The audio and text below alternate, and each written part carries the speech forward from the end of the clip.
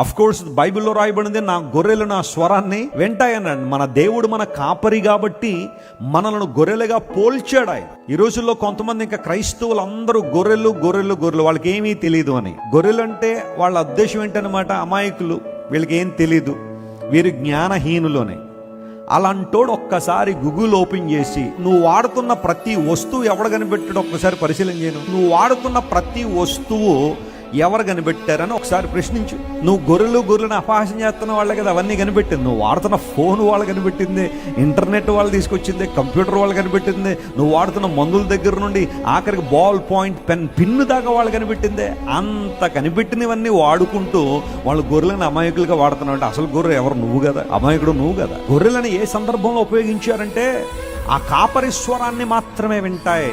గొర్రెలు ఎవడ స్వరాన్ని పడితే ఆడ స్వరాన్ని వినో, మా కాపరి స్వరం మాత్రమే వింటాం. Hallelujah. And our shepherd is our lord and our god. మా దేవుడే మా కాపరి, మా ప్రభు, ఆయన స్వరాన్ని మాత్రమే వింటాం. కాబట్టి of course you are the sheep of God. అలా అని చెప్పి ప్రపంచానికి హాని చేసే గొర్రెలు కాదు ఇవి. ప్రపంచాన్ని కుల వ్యవస్థతో అణిచివేసే గొర్రెలు కాదు. మనుషుల మధ్య డిస్క్రిమినేషన్ తీసుకొచ్చిన గొర్రెలు కాదు. మనుషులను అనగద్రొక్కేసిన గొర్రెలు కాదు. దోచుకున్న గొర్రెలు కాదు ఇవి. దేవుని బిడ్డలు ప్రపంచానికి ఎప్పుడు దీవెనకరంగానే ఉంటారు. హల్లెలూయా.